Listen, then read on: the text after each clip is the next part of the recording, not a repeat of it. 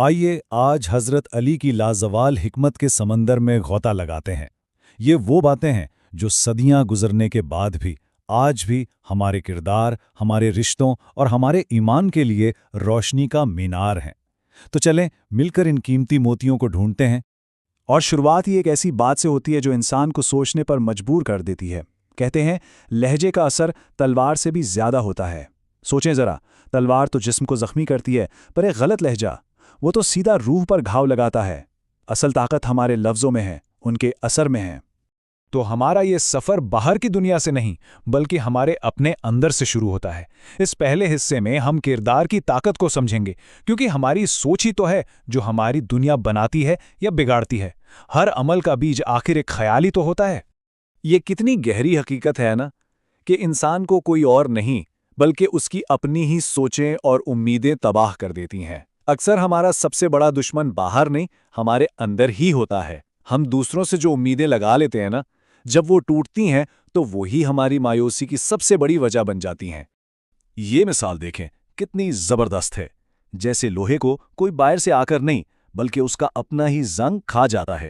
بالکل اسی طرح ہماری منفی سوچیں جیسے حسد ہے، کینہ ہے، بدگمانی ہے، وہ ہمیں اندر ہی اندر سے کھوکھلا کر دیتی ہیں۔ اور اس کے بالکل برعکس ایک اچھی نیت، ایک مثبت خیال ہمارے لیے ایک مضبوط ڈھال کی طرح کام کرتا ہے۔ اچھا، جب ہمارا اندرونی کردار مضبوط ہو جاتا ہے نا تو اس کا سب سے پہلا امتحان ہوتا ہے ہمارے رشتوں میں۔ تو اب ہم دیکھتے ہیں کہ یہ حکمت ہمارے تعلقات کو کیسے سنوارتی ہے، جو زندگی کا آپ جانتے ہیں سب سے نازک پہلو ہے۔ زندگی کے سفر میں یہ ایک سوال ہے جو ہم سب کو کبھی نہ کبھی پریشان کرتا ہے کہ بھئی اعتبار کریں تو کس پر کریں۔ حضرت علی کی حکمت ہمیں اس کا ایک ایسا معیار بتاتی ہے جو ظاہری باتوں سے بہت گہرا ہے۔ آئیے دیکھتے ہیں کہ وہ کیا ہے۔ سچا تعلق نہ لفظوں کا محتاج نہیں ہوتا۔ بھروسہ اس پر کرو جو مسکراہٹ کے پیچھے چھپے دکھ کو دیکھ لے، جو غصے میں چھپی محبت کو پہچان لے، اور جو ہماری خاموشی کی وجہ کو سمجھ سکے۔ کیونکہ جو ہماری انکہی باتوں کو سن سکتا ہے وہی تو اصل میں ہمارا حقیقی ہمدرد اور ساتھی ہے۔ اور یہ نصیحت تو رشتوں میں اعتماد کی لکیر کھینچ دیتی ہے۔ اصول بہت سیدھا سا ہے، جس نے ہمیں موقع دیا اسے کبھی دھوکہ نہ دیں، اور جس نے ہمیں دھوکہ دیا اسے دوبارہ کبھی موقع نہ دے۔ بات ختم۔ یہ 5 نشانیاں ایک صاف دل انسان کی بڑی خوبصورت تصویر بناتی ہیں۔ ایسے لوگ اکثر بہت حساس ہوتے ہیں۔ ان کا جلدی جذباتی ہو جانا یا چھوٹی چھوٹی باتوں پر روٹھ جانا یہ ان کی کمزوری نہیں ہے، یہ تو اس بات کی دلیل ہے کہ ان کا دل ابھی دنیا کی چالاکیوں سے پاک ہے۔ یہ قول ہمیں یاد دلاتا ہے کہ انسان کا دل کوئی عام چیز نہیں ہے، اسے خدا نے بنایا ہے۔ اسے توڑنا صرف ایک شخص کو تکلیف پہنچانا نہیں بلکہ اس بنانے والے کی تخلیق کی بے حرمتی کرنا ہے۔ ہمارے ہر لفظ میں، ہر عمل میں یہ ذمہ داری نظر آنی چاہیے۔ کردار اور رشتوں کے بعد اب ہم اس سفر کے روحانی پہلو کی طرف بڑھتے ہیں۔ یہ وہ حصہ ہے جو ہمیں سکھاتا ہے کہ جب حالات ہمارے کنٹرول سے باہر ہو جائیں تو صبر اور اللہ پر بھروسہ کیسے ہماری سب سے بڑی طاقت بن جاتے ہیں۔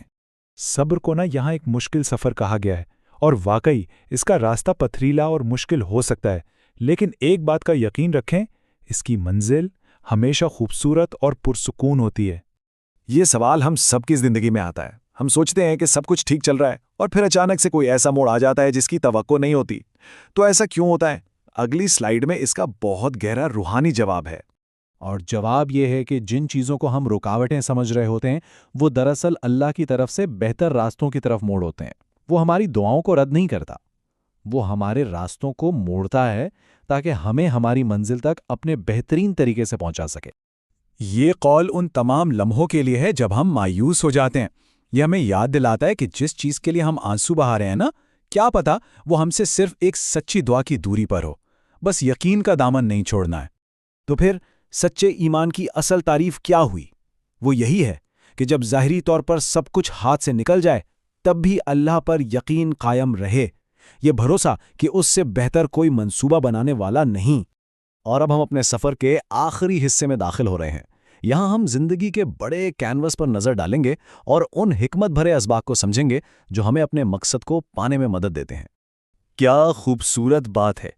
دنیا ایک ایسی کتاب کی طرح ہے جسے کوئی بھی آج تک پورا نہیں پڑھ سکا، اور وقت وہ استاد ہے جو ہمیں سب کچھ سکھا دیتا ہے، چاہے ہم سیکھنا چاہیں یا نہ چاہیں۔ ہم سب اس کے شاگرد ہیں۔ جب کوئی یہ کہتا ہے نا کہ زندگی نے مجھے بہت کچھ سکھایا ہے، تو اصل میں وہ یہ کہہ رہا ہوتا ہے کہ اس نے ان اسباق کی بہت بھاری قیمت ادا کی ہے۔ یہ قیمت آنسوؤں کی شکل میں، نقصانات کی شکل میں، ٹوٹی ہوئی امیدوں کی شکل میں ادا کی جاتی ہے۔ حکمت کبھی مفت میں نہیں ملتی۔